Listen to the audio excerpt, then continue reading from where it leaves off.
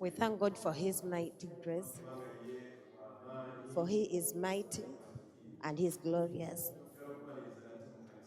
I want to welcome you once again in the church of the Lord. Thank you for sparing that time, and you commit yourself to come before the Lord. The people of Magere, we love you so much. And the Lord that began that great work, will accomplish it. Amen. Stick to Jesus. Stick to Jesus. Amen. It is the rock on which we are all standing. Whatever comes, but we still stand by the Lord. Our sister Halima, please stand in the Lord. He is so faithful. He will not forsake you. And we are so many here, we shall stand with you. Amen. Mukama yebazibwe. Katusabe. Kitange tukwebaza amakya ga leero olw'obwesigwa bwo, olw'okwagalako n'ekisa kyo, era ku lw'okusaasira kwo. Otulese mu maaso go amakya ga leero okusinza, okuwa ettendo, okuwa ekitiibwa, era okuddiza amatendo. Ka amafuta ku kigambo kyo. Leka ekigambo kyo kibeere ensigo mu bulamu bwaffe, kireete obulamu gye tuli, kituleetere essanyu n'okujaguza. Masekkati g'ebigezo ebingi nga Ssekinoomu, amaka era n'eggwanga, Mukama tugamba nti essanyu lya Mukama nga tutambula naawe Mukama.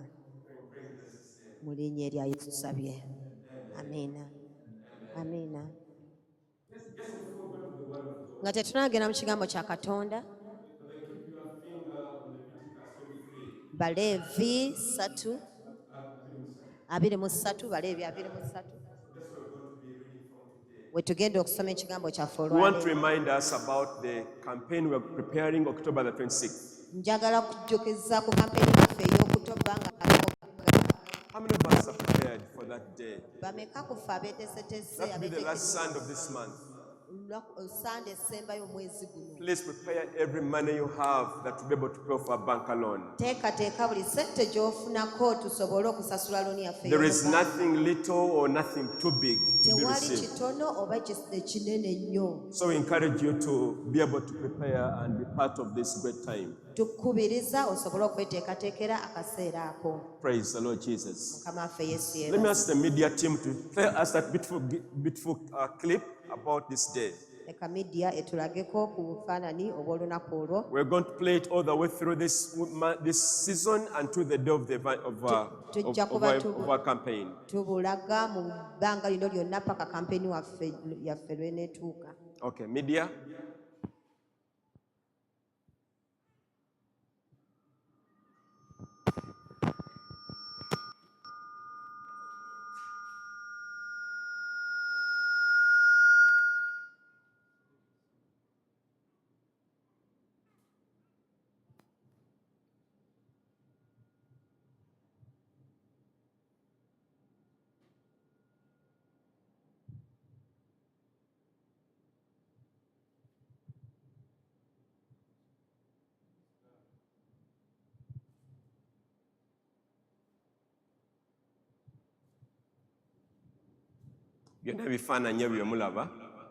Those images you're seeing, that is the far we've come. From the time we started up to this day. Let's clap to the Lord for that. Amen.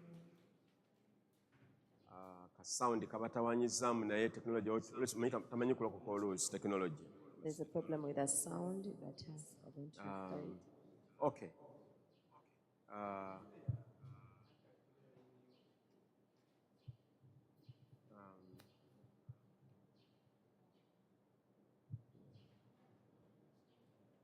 Era tuyise ekikwekweto kino tukigambye nti nno ebbanja lirina okugwa ku guno omulundi. In this task force we have to ebbanja lirina okugwa, that debt must fall this time round. tulina okubeera nga tulina mabanja. We are not supposed to have dates. Era nzikiriza nti Mukama nga akutula mabanja ag'ekkanisa, And I believe as the Lord is bringing down the dates of the church, n'amabanja nawe g'olina gonna gasasulibwe mu linnya lya Yesu. may all the dates that you have also be diminished in the name of Jesus. Kale media ndowooza tunakagezaako olulala. I think we Kale shall tunagezaako olulala tugende mu try kyawandiikibwa. next time. Amen. All right, today's sermon Olwaleero enjiri ya leero is about the joy of walking with God. eyogera ku ssanyu ery'okutambula ne Mukama, The joy of walking with God. essanyu ery'okutambula ne Katonda. When we get saved, Bwe tulokoka it doesn't become a punishment. si kibonerezo, It's not sorrow. si nnaku. We are supposed to enjoy our walk with God. Tulina okunyumira olugendo lwaffe ne Katonda. And I pray that in your salvation with God, Era nsaba nti bulokozi bwo buno ne you Katonda enjoy to walk with God ojja kunyumirwa okutambula olugendo luno ne and Mukama. find peace and victory in your life. Era okifunemu emirembe n'obuwanguzi mu bulamu bwo. We've been on a series about overcoming sin. Tubadde tusoma emisomo ku kuwangula ekibi. And last Sunday, Elder Sam told us why believers must overcome sin. Sunday wedde ne batuyigiriza abayigiriza engeri gye balina okuwangulamu ekibi. Or why believers must overcome sin. Lwaki omukkiriza alina okuwangula ekibi? With so many advantages of that. Ne tulaba emiganyiro emingi mu ekyo. One of them was you draw near to God. Kimu ku byo nti n'osemberera Katonda. Your relationship with God becomes healthy and better. Enkolagana yo ne Katonda efuuka nnungi. And the word begins to have meaning in your life. Era n'ekigambo ne kiba n'amakulu mu bulamu bwo. It's so just amazing how God works that now we're in a season Nte kyewuunyisa Katonda engeri gy'akolamu kati tuli mu biro. where the Lord is saying, be joyful in Him. Mukama wagambira nti jaguliza mu Katonda. Having dealt with sin and iniquity and transgression, Oleke ebibi okwonoona ne okweyonoonesa. now the Lord is in a season asking us to have the joy of walking with Him. Kati Mukama ali mu biro ng'atugamba tubeere n'essanyu ery'okutambulira mu ye. And that is the Feast of Tabernacles. Era embaga ya makondere. y'amakondeere. Amen. No, is that right? Feast of Tabernacles? Ey'ensiisira. Embaga y'ensiisira. Embaga y'ensiisira. Amen. Hallelujah. Amen. Okay, let's go in the Bible and look at these scriptures, and then we'll be able to bring out a number of lessons for us today. Katugendeko mu byawandiikibwa tusomeko tulabe Mukama. Leviticus 23, verses 33 to 44. Ekyabaleevi 23 olunyiri lwa 33 paka 44. Tusomere nnyabo. Amen. Ekyabaleevi 23:33 agamba, Mukama n'agamba Musa nti, gamba abaana ba Isirayiri nti ku lunaku olw'e15 olw'omwezi guno ogw'omusanvu wanaabangawo embaga ey'ensiisira okumala ennaku musanvu eri Mukama. Ku lunaku olw'olubereberye wanaabangawo okukuŋŋaana okutukuvu.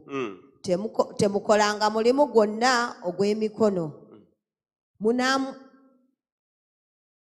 Munaamwerangayo ennaku musanvu ekiweebwayo ekikolebwa n'omuliro eri Mukama. Ku lunaku olw'omunaana munaabangawo okukuŋŋaana okutukuvu gye muli. Nammwe munaawangayo ekiweebwayo ekikolebwa n'omuliro eri Mukama. Kwe kukuŋŋaana okukulu, temukolanga mulimu gwonna ogw'emikono. Ezo ze mbaga endagire eza Mukama ze munaalangiriranga okuba okukuŋŋaana okutukuvu, okuwangayo ekiweebwayo ekikoleddwa n'omuliro eri Mukama, ekiweebwayo ekyokebwa, ekiweebwayo eky'obuta, ssaddaaka n'ebiweebwayo ebyokunywa kinnakimu ku lunaku lwakyo.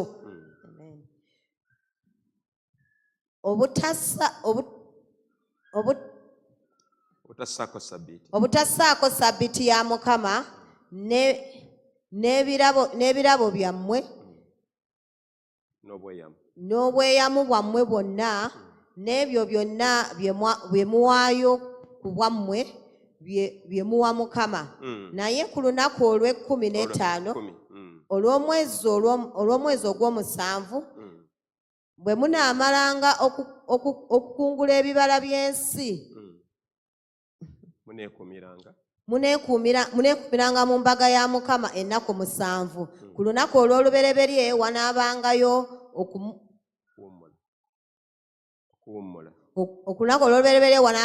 okuwummula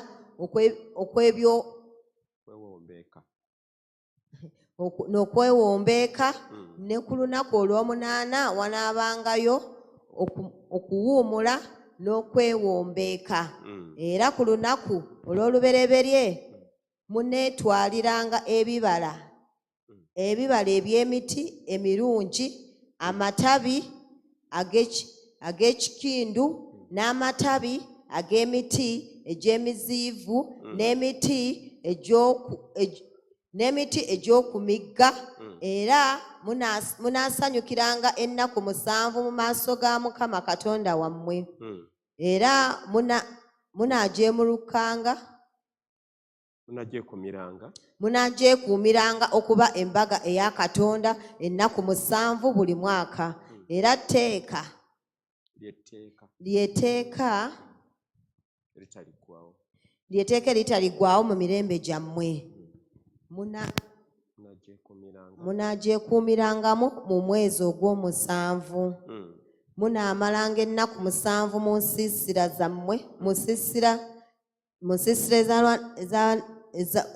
zammwe zonna ab'omu Isirayiri abanaatuulanga mu nsiisira, emirembe gyammwe giryoke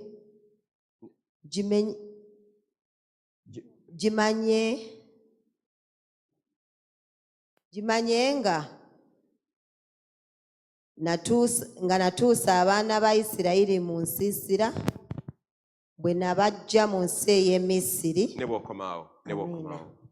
Tubikulekera mu Yokaana John, the book of John 7 olunyolo olusooka paka olw'14.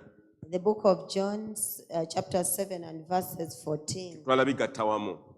We are going to join them together. Awo mu mbaga wakati Yesu n'ayambuka mu yeekaalu n'ayigiriza. Abayudaaya ne beewuunya ne bagamba nti ono amanya atya okusoma nga tayigirizibwanga nako. Awo Yesu n'abaddamu n'abagamba nti okuyigiriza kwange si kwange, naye kw'oli eyantuma. Pardon me. Awo Yesu n'abaddamu n'abagamba nti okuyigiriza si kwange, naye kw'oyo eyantuma. N'omuntu bw'ayagala okukola oli by'ayagala, alitegeera okuyigiriza kuno obanga kwava eri Katonda obanga nze njogera by'amagezi gange. 18.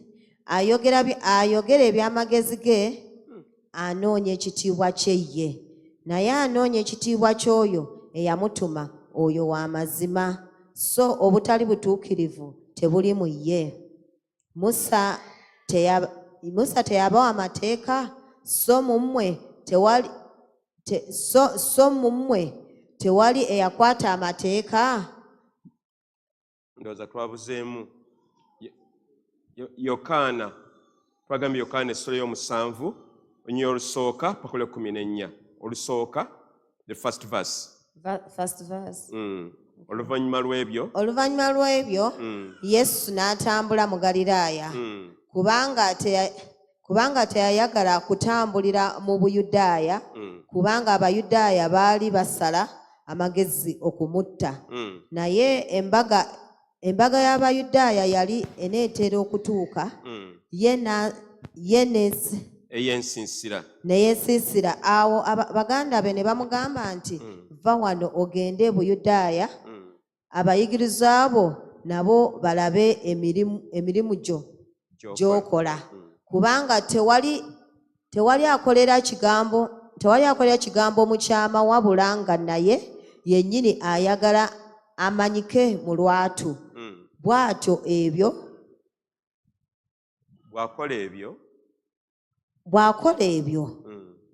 bw'akola ebyo weeyolekera eri ensi, kubanga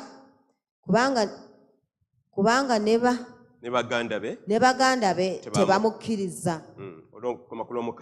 Olw'omukaaga Yesu n'agamba nti, "Ekiseera kyange tekinnaba kutuuka, naye ekiseera kyammwe ennaku zonna kibeerawo nga kyeteeseteese." Amen. Praise the Lord Jesus. Erinnya lya Mukama Yesu lyebazibwe. We have read the book of Leviticus in the Old Testament Tusomye ekitabo ky'Abaleevi mu ndagaano enkadde and John in the New Testament. ne Yokaana mu ndagaano empya. All of them are pointing to one thing, Byonna byolekera ekintu the kimu, Feast of Tabernacles. embaga ey'olusiisira. It's amazing that you find them both in the Old Testament and the New Testament. Kyewuunyisa nti tubisanga mu ndagaano enkadde era ne mu ndagaano empya. But as you can imagine, Naye oyinza oteebereza all these two scriptures nti ebyawandiikibwa bino byombi in a way talk about the supernatural provision of God, byakwogera ku bugabirizi bwa Katonda, and which is a lesson we need to learn as believers, ng'ate enjigiriza gye tulina okuyiga ffe that ng'abakkiriza, God is our provider. nti Katonda ye mugabirizi waffe. In this Feast of Tabernacles, Mu mbaga eno the ey'ensiisira, Lord reminds Israel Katonda ajjukiza that Isirayiri when you were in the desert, I provided for you. nti bwe mwali mu ddungu nabagabirira, I gave you food. ne mbawa emmere, I gave you clothes. ne mbawa I ebyokwambala, protected you. ne mbakuuma. Wild animals never came near where you are Ebisolo tebyasemberera we because of mwali, my divine hand. kubanga ku lw'omukono gwange So in the ogw'omaanyi. Feast of Tabernacles, Kakati mu mbaga ne God ey'ensiisira, wants people to remember Katonda ayagala abantu bajjukire where He's getting them from, w'abajje, and more so for the nation of Israel. naddala ng'eggwanga lya Isirayiri. But now let's come home where we are today. Naye ate naffe kati tujja wano we tuli If you olwaleero. think where God got you as a believer today, Bw'olowoozaamu Katonda gy'akujje gwe it ng'omukkiriza was a leero, miracle. kyali It kyamagero, was divine work of God. gwali mulimu gwa Katonda. God has done so much in your life Katonda akoze bingi nnyo mu bulamu to bwo make you what you are today. okufuula ekyo ky'oli And all olwaleero. of us stand as testimonies of God's goodness. Ffenna tuyimirira ng'obujulizi olw'obulungi bwa Look what the Katonda. sickness God has healed you of. Tunuulira ebirwadde Katonda Look byakuwonyezza. what the battles God has fought on your behalf. Tunuulira entalo Katonda zaakuggyiddewo. Look what the things God has done. Tunuulira ebintu Katonda byakoze. If you want to do a good comparison, Bw'oba oyagala bigeraageranya, you look what people that you grew up with in school. tunuulira abantu be wakula nabo mu ssomero. Many of them today, either they are dead or weird or something, but you are alive and well. Bangi ku bo baafa, abalala bayi mu ngeri naye gw'okyali mulamu ate oli bulungi.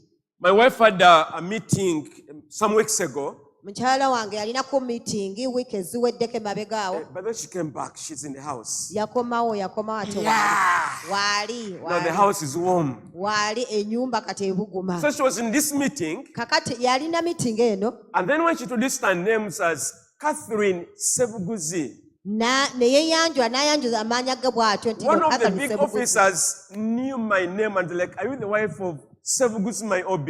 Omu ku bakungu abaaliwo n'amubuuza nti no gwe mukyala wa mwami Sebuguzi obbi wange. There were actually two of them. Baali bakola bombi. And they were so happy Ne basanyuka nnyo that they've met my wife nti basinkanye mukyala and they wange. haven't seen me in many years. Ng'ate baali tebannabakundabako okumala emyaka mingi. And in the process, they took a picture of them Awo ne beekubisawo n'akafaanani and they sent the picture to me. ne bakansindikira. Then my wife showed them my picture Mukyala wange n'abalaga ekifaananyi kyange. and they were like, what food is he feeding on? I mean, it doesn't look like us. For us, we are wasted, literally. Ne bamubuuza alya mmere ki kubanga tatufaana naffe leba engeri gye twafuukafuuka. And she told them, N'abagamba he is born again, he has got Jesus. mulokole era alina Yesu. When we are born again, we are transformed. Bwe tulokoka We tukyusibwa, may grow old, yes, twewaawo tukula. But somehow we look better than we should have been many years ago. Naye ate mu ngeri emu oba endala tufuuka nga ate tulungi ate nnyo. Why? Lwaki? Because Jesus is in us. Kubanga Yesu aba ali mu ffe. And so in this Leviticus we're reminded Kakati mu kino ekitabo ky'Abaleevi that batujjukiza God is our provider. nti Katonda ye mugabirizi waffe. In John chapter 7, Yokaana 7 Jesus said, I'm the source of the living waters. Yesu yagamba nze omunnyo nze He ensulo is y'amazzi the amalamu. source. Nze ensulo. He is a foundation. Ye y'ensulo. Once we've got Jesus in us, Yesu mu ffe we have reason to enjoy the celebration of God. tuba tulina ensonga okusanyukira Because Mukama. we are the source of it all. Kubanga ffe ensulo eya buli kimu. And that's a song that we sang a while ago. Ng'oluyimba lwe muyimbye. Wano wendi, wano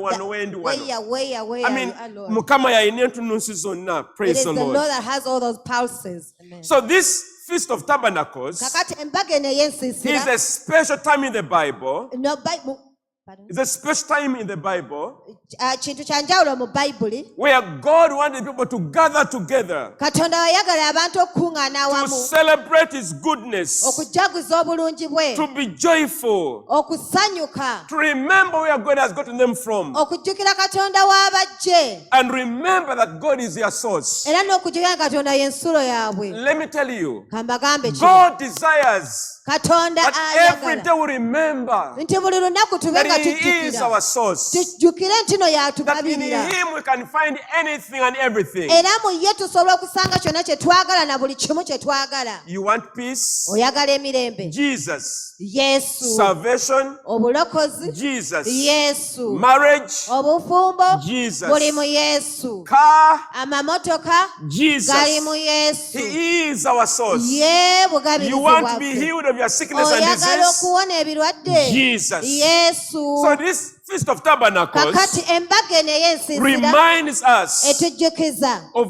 God, Katonda our provider. nti Katonda ye mugabirizi Let me waffe. encourage you, church. Kambazzemu amaanyi. Never ever forget Teweerabiranga God is your ne provider. Katonda ye He is mugabirizi the wo. source of everything. Y'ensulo eya He buli is the kimu. giver of life, Oyo yagaba obulamu. of peace, Oyo yagaba of emirembe. grace, Yagaba of ekisa. mercy, Yagaba of okusaasirwa. compassion, Yagaba of okusaasirwa. love, Yagaba of okwagala. hope. Essuubi. We live in a world that is so hopeless. Tuli mu nsi etalimu na ssuubi lyonna. We live in a world of fear every other day. Tuli mu nsi ejjudde okutya buli lunaku. We live in a world of uncertainties. Tuli mu nsi nga tetumanyi kiddako. But the Lord reminds us, Naye alala He akutujjukiza is our very source. nti ye y'ensulo gye tulina. And this is what this feast is all about. Era eno embaga kyeyogerako. Let me remind you very quickly Kambajjukize kino mu bwangu that in ddala the book of Leviticus 23, nti ekitabo ky'Abaleevi 23 it talks about 7 feasts of the Lord. kyogera ku mbaga 7 eza Katonda. It talks about the feast of Passover, Kyogera ku mbaga ey'Okuyitako which actually represents a redemption through the blood of Jesus. ekiikira okununulibwa okuyita mu musaayi gwa Yesu. Remember, if there is no blood, there is no salvation. Jjukira awatali musaayi tewaali bulokozi. God tells the children of Israel, Katonda agamba abaana ba Isirayiri don't eat the blood. temulya musaayi. In it there is life. Mu kubanga musaayi mulimu obulamu. Mu Buganda bamanyi okukola kafeche. Bameka mumanyi kafeche? How many people know that blood? Kafeche. Prepare. Some of you have never heard of it. Now, kafeche is when in Uganda they used to do that a lot when they're cutting a goat or an animal. They'll get a big pan and they scoop all the blood, they preserve all the blood. Now, after they've done that, they put in salt in it, a few other things, onions and all that. And then they wrap it up so well. Cook it and become the solid, of course. And that's what they eat. I ate it once, I never eat it again. It failed me to eat. I I failed to eat that pig. But anyway, So the life is in the blood. kati obulamu bubeera mu So musaayi. this feast of the Passover, Kakati eno embaga y'okuyitako we remember the redemption of Jesus. tujjukira okufa kwa The Yesu. second feast is unleavened bread, Embaga endala y'embaga ey'omugaati which is ogutazimbulukusa, about separation from sin. ogwagera ku kwawulibwa ku kibi. So in this feast of the Lord, Kakati mu mbaga eno eya Mukama, the Lord is calling upon us to get away from sin. Mukama atukoowoola okweyawula ku kibi. And that's where we are the last many weeks. Awo we tubadde wiiki eziwedde mabega. The other feast is the first fruits, Embaga endala y'embaga ey'ebibereberye, which is about the resurrection and new life. ekyogera ku kuzuukira n'obulamu Jesus obupya. died Yesu yafa and rose again. era n'azuukira. Hallelujah. Amiina. And it's the first resurrection. Era kwe From the kuzuukira dead. okwasooka okuva mu kufa. So this feast reminds us of that bit. Kakati embaga eyo ne tujjukiza ekyo. Then there's the feast of Pentecost, Kakati waliwo embaga eya when the Pentekote. Holy Ghost came. Omwoyo omutukuvu bwe How yajja. many of us believers, you are born again, you speak in other tongues? Abalokole ne tusobola okwogera mu nnimi. How many of us speak in tongues? Bameka In aboogera mu our nnimi. church, we are Mu Pentecostals. kkanisa yaffe tuli ba We believe Pentekote. in the Pentecost of fire. Tukkiriza mu muliro We believe in speaking in gw'ekipentekote. tongues. Tukkiriza mu kwogera And we believe in ennimi. the power of the Holy Era Spirit, tukkiriza amannya g'omwoyo who heals omutukuvu. and raises the dead. Awonya era azuukiza abafu. So the feast of Pentecost Kakati embaga ya Pentekote is about the Pentecostal fire of God. eyogera ku muliro gwa Katonda gw'ekipentekote. We believe in the God of Elijah who answers by fire. Tukkiriza mu Katonda wa Eriya ayanukuza omuliro. Somebody said last week, there was something I read, and somebody was saying this, Waliwo we nasoma wiiki ewedde that God never sends fire on empty altars. nti Katonda tasobola kuweereza muliro ku kyoto ekikalu.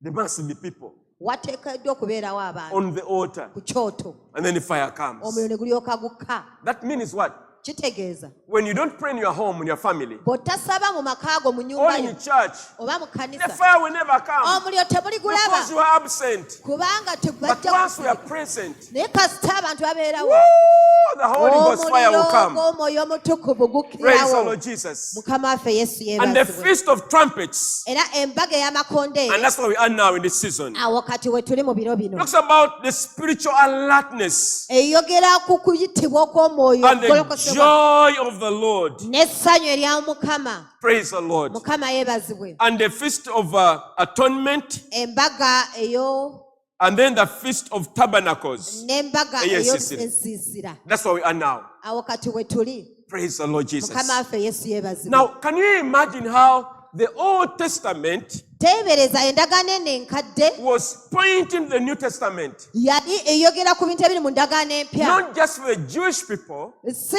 kusendasenda bantu but kyokka, all those who are to believe thereafter. naye baali balina kukkiriza I'm luvannyuma. saying to all believers who are to believe the gospel thereafter. Naye kyali kitumiddwa eri abakkiriza bonna abaali balina okukkiriza oluvannyuma.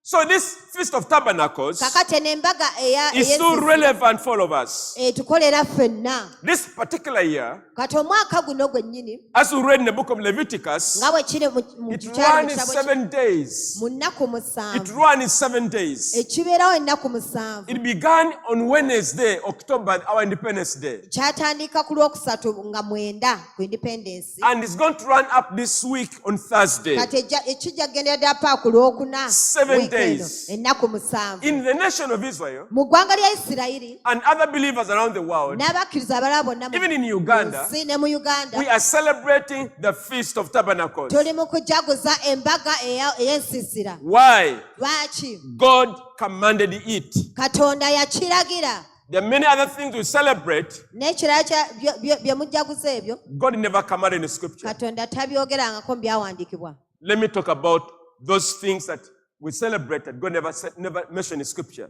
Kanjogereko ku bintu ebyo ffe bye tujjaguza bye tukuza naye Katonda nga tabyogerangako mu byawandiikibwa. Christmas, Christmas, Easter, Easter, Valentine, Valentine, Father's Day, Mother's Day. ennaku z'abataata ez'abamaama. Those are man-made things. Ebyo bintu abantu bye baabiteekawo. What is God thing Ebya Katonda at the byatadde feasts of the Lord? ezo embaga ze. With a lot of meaning, birina amakulu towards the New Testament mu ndagaano empya and for the new believers in Christ Jesus. era n'abakkiriza abapya mu Kristo Yesu. They're not just for the Jewish people, Tebaabuza but Abayudaaya for all believers. naye eri abakkiriza We need bonna. to remember also, Twetaaga okujjukira nate salvation wasn't made in England or the America. nti obulogozi tebaazaalibwa England oba Salvation America came from the Jewish people wabula wava mu bantu Abayudaaya as examples for us. ng'ekyokulabirako gye tuli. So may God help us Kati Katonda leka atuyambe to return to our roots. tukomewo ku misingi gyaffe. Hallelujah. Hallelujah. Amiina. The Feast of Tabernacles Embaga ey'ensiisira means God's presence among his people. etegeeza okubeerawo kwa Katonda mu bantu. And when God is present, Katonda bw'abeerawo what do you expect? kiki ky'osuubira? Joy, Essanyu, celebration, okujaguza, peace, emirembe, victory, obuwanguzi, glory. ekitiibwa. That's why we are celebrating in this Feast of Tabernacles Y'ensonga lwaki tujaguza mu mbaga eno to the ey'ensiisira glory of our God. olw'ekitiibwa kya Katonda And the waffe. Lord commanded it so that we celebrate. Era Mukama yakiragira tukijaguze. And we have seen in the book of John chapter 2 Era ne tulaba mu kitabo kya that Yokaana even Jesus Yesu celebrated the Feast of Tabernacles. bwe yajaguza embaga ey'ensiisira eno. Praise the Lord Jesus. Mukama waffe In yeebazibwe. another way, Mu ngeri endala the Feast of Tabernacles embaga ey'ensiisira is a spiritual camp where we remember how God has provided for us in our walk with the Lord Jesus. kyekifo eky'omwoyo we tujjukira Katonda engeri gy'atugabiiriridde mu lugendo lwaffe naye. Somebody say amen. Gambako amiina. Let me put things in 4 major points to make it simple for us. Kambiteeke mu bintu nga bina What do we learn today? kye tuyiga olwaleero. What do we go with today? Kiki kyogera nakyo leero? Number 1, Ekisooka, God desires to dwell with us. Katonda ayaayaana okutuula mu ffe. Somebody say amen. Gambako amiina. God is also overjoyed. Katonda tawulira nnyo essanyu. God is also overjoyed Katonda awulira nnyo essanyu when he's dwelling in your heart, bw'aba atudde mitima when he's gyaffe, in my heart, bw'aba atudde when mutima he's in gwange, your feelings. bw'aba atudde mu He bulamu bwo. feels joy because he wants to dwell in us. Awulira essanyu kubanga ayagala atuule mu ffe. Have you got that? Ekyo kitegedde. Some of you are looking at me like, what are you talking about? Omuntu I'm saying amulinga what I abaga nti mean. oyogera ku ki? Praise the Lord Jesus. Mukama yeebazibwe. God wants to dwell in you. Katonda ayagala kutuula mu ffe. But can you imagine the God who made the universe, Teebereza Katonda w'ensi yonna the God who made the trees, the skies, and everything in the world? eyakola eggulu n'akola buli kimu ekiri He mu is nsi. all big and powerful. Munene nnyo era And the w'amaanyi. Bible says that the earth is his footstool. Bayibuli egamba ensi y'entebe y'ebigere bye. But he wants to dwell in you. How big are you? Naye ate ayagala kutuula mu ggwe gwe wenkanawo obunene. Can you imagine he wants to dwell in us? Kati tuula mu ffe. He wants to be in us Ayagala kubeera mu ffe in this season mu biro bino and beyond. era n'okusukkawo. What is a joy? Ssanyu We are never alone. tetusobola kubeera ffekka. God is with us in every season. Katonda abeera naffe mu biro In the byonna. bad times and the good times, He's with us. Mu biro ebibi n'ebirungi He byonna has abeera promised never naffe. to leave us or forsake us. Yagamba buno tajja twabulira wankubadde tulekulira. That's a great joy. Eryo ly'essanyu And that's what ery'amaanyi this lye tulina. feast is all about. Era embaga eno kyeyogerako. And number 2, N'ekyokubiri, we celebrate the journey of our salvation. tujaguza olugendo lw'obulokozi bwaffe.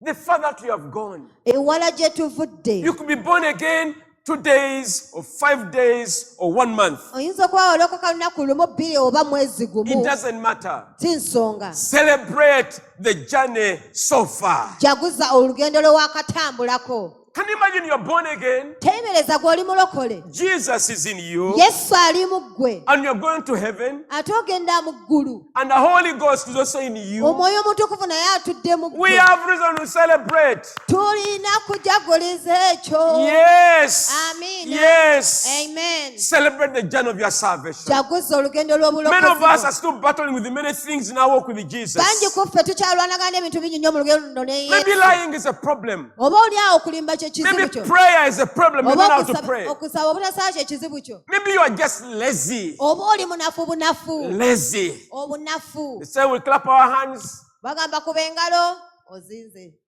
Come for overnight. Jangu mu overnight weebase. God still loves you. Katonda era akyakwagala.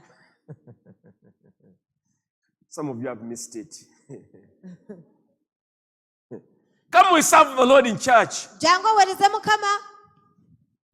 Noweetuulira. God still loves you. Katonda n'asigala ng'akwagala. Let's clap for our God. Tumukubireko engalo Katonda oyo. Who loves us even when we have got many reasons why we can't serve him. Praise the Lord Jesus. Mukama waffe Yesu yeebazibwe. Number 3 point we need to go with at home. N'ekyokusatu kye tugenda ogenda nakyo. The prophetic picture of eternal dwellings. Ekifaananyi ekyobunnabbi. Ekyobutuuze obutaggwaawo. Ekyobutuuze obutaliggwaawo. We get that prophetic picture. Tufuna ekifaananyi ekyo We ekyobunnabbi. will be with God. Nti tujja kubeera ne Katonda. Now, Kati, tomorrow, enkya, and forever n'emirembe in gyonna. heaven. Mu linnya lya Yesu. What a joy. Essanyu What a n'abakyeryo. celebration. Essanyu When we go n'abakyeryo. to heaven someday Nti olunaku lumu. and we gather with all believers around the world Tujja abakkiriza bonna mu nsi bajja kukuŋŋaana. as one people, Ng'omuntu omu. as one family, Nga famire emu. where Jesus is going to be our big brother. Yesu agenda okubeerera muganda waffe omukulu. And God the Father will be our Father. Era Katonda kitaffe abeere taata waffe. And will be in glory in heaven. Era tubeereyo mu kitiibwa mu May we ggulu. celebrate our salvation with Leka God. tujaguze obulokozi bwe tulina mu Katonda. Because what we have is real Kubanga kye tulina kya ddala. and genuine Ng'ate kya and mazima. sincere as well. Kya mazima kya So the bwesimbu. joy is hope for eternal communion with our Creator forever and ever. Essanyu eryo lye tulina nti nno essuubi lye tugenda okubeera ne Mukama waffe emirembe gyonna. Somebody say amen. Gambako amiina. Somebody say amen. Gambako amiina. The opposite of that are those who go to hell in holy fire forever. Kakati ate ku ludda luli be bano abajja okugenda mu Geyeena babeereyo mu muliro ogutalizikira. You know what will be in hell? Omanyi kyo It kitegeeza will be kubeera mu Geyeena? fire. Gujja kubeera It will be muliro. hot. Gujja kuba There will be muliro. no peace. Nga tewaliyo No hope mirembe. left whatsoever. Tewaliyo ssuubi But for lyonna. believers in Naye Jesus, eri abakkiriza abali mu we Yesu. will be with the Lord. Tujja kubeera ne Mukama We will waffe. celebrate with our God. Tujja kujaguliza wamu We naye. will dance and eat with Tujja God. kuzina era tuliire wamu naye. So that joy begins now. Eryo lijja kuba ssanyu And much more ly'amaanyi. joy in heaven to come. Essanyu era liriba lya mu ggulu eyo nga tugenze. Praise the Lord. Mukama waffe How many yeebazibwe. of you are saying, yes, I want to be part of that joy Bameka forever bagamba and ever? njala kubeera kitundu Let ku me see your ssanyu hand eryo ery'olubeerera. Amen. Amiina. May we work towards that. Leka tukikolerere ekyo. That eternal joy of the Lord. Eryo essanyu ery'olubeerera erya Mukama waffe. Let me ask you 3 questions quickly. Kambabuze ebibuzo bitono nnyo mangu ddala. Ask yourself these questions. Weebuuze ggwe nga ggwe ekibuuzo kino. Am I truly dwelling with God? Nti ddala ndi ne Katonda Or am I just a casual visitor with God? oba ndi mugenyi bugenyi gy'ali? Do you mean it? Okitegeeza. Does the presence of God mean anything with you? Okubeerawo kwa Katonda kuliko kwe kitegeeza Is mu it bulamu bwo? real? Okulabanga okwaddala okuliwo. Have you made God your personal friendship with Him stronger than ever before? Wali ofudde Katonda okubeera mukwano gwo enkolagana yo naye ogiteerezezza okusingako nga bwe yali? In the last couple of days, there are a few things that have amazed me about my life. Ennaku eziweddeko emabega waliwo ebintu ebineewunyisiza mu bulamu bwange. Now, at home, we have got a prayer room.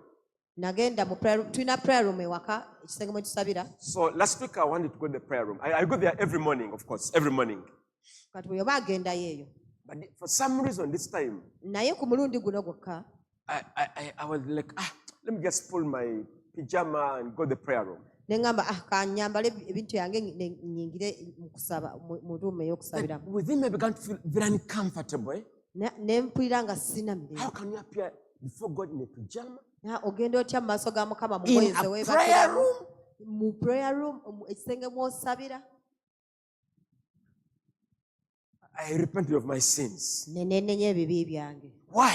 Lwaki? I think because there's something in me about the God being real in my life. Ndowooza kubanga waliwo ekintu kye mmanyi ku Katonda ekiri mu bulamu bwange. The other things about the Bible. N'ekirala kiri ku Bayibuli eno. Many of us have got Bibles. Bangi tulina Bayibuli. And we've got many books in our homes. Tulina ebitabo bingi ffe ewaka. We pile our books under the Bible and other books up on top. Tukwata Bayibuli ne tugiteeka wansi ne tulyoka tuteekako ebitabo ebirala byonna In the last couple of months, kati emyezi egiweddeko emabega awo. my heart has been like, God, this is your word. Omutima gwange gubadde gunnumiriza Mukama kino Other kigambo kyo. books cannot be on top of this. Kati lwaki bino byonna nsobola biteeka ku The ngulu Bible is supposed to be on top of all other books. Bayibuli erina okubeera waggulu w'ebitabo ebirala Now, byonna. that sounds very small, but Ekyo kirabika ng'ekitono nnyo naye it is that inner conviction. naye ate ne kiwanga okulumirizibwa. We were talking with my sister Agnes the other day about she's doing a mega project in Mukono. Nali njogera ne mwanyi naffe luli ku project emu Mukono eyo. So she was asking me, what do I do in the foundation? I'm like, you put some Bibles in there. N'ambuuza nti oba tuteekeko ku Bayibuli eyo ku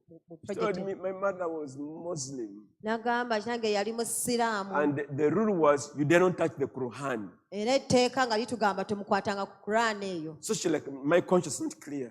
N'agamba simanyi bulungi ekyo. So she said, I can't do that. Maybe I just type the verses and put them into the Bible, N'agamba into the foundation. sola kikola ekyo oba Why? tuteekeko okukwasa ennyiriri Because she has a tuteekeko personal touch with God. kubanga alina enkolagana ye ne And the Katonda. word of God is taken seriously Era and its life. n'ekigambo kya Katonda akitwala nga kikulu nnyo. May the Lord help all of us Leka Mukama to atuyambe have that ffenna. inner dwelling with us. Atuyambe ffenna Have asobole I aligned my life with God's calendar? nti obulamu bwange mbutereezezza ne kalenda ya Mukama. Ekibuuzo ekirala kyekyo. Or you just move like a pig. Oba ntambula butambuzi You know ng'embizzi. pigs have no calendar. Omanyi embizzi tezibeera na kalenda. Maybe until the day when they are starting to become pork. May God help us to align our lives with God's calendar. Mukama atuyambe tutereeze obulamu bwaffe wamu butambulire And ku kalenda ye. God's timings and seasons. Era n'ebiseera bye n'ebiro. That's how God works. Katonda bw'atyo In the bw'akola. natural world, Mu nsi eno there ey'obulamu is a dry season and wet season. waliwo ebiseera ebyekyeya wabula n'ebiseera And that's how it is. God made ebyenkuba. them all to be that way. Bwe kityo bwe kiri Katonda bwe yabikola May okubeera. God teach you to learn days of fasting, Leka Mukama atuyigirize ennaku days of ez'okusiiba. Bible study, which must be actually every day. Ennaku Bayibuli ye tulina okisoma buli lunaku. In my personal life, when I don't read my Bible a day, I feel like dying Nze mu bulamu bwange bwe sisoma Bayibuli okumala olunaku lumu mpulira nga ayagala because it's okufa part of me. kubanga kitundu ku nze. Ask your neighbor, are you like Pastor? Buuza akuliranye gwe naawe olinga omusumba. Buuza mulirwanaawo.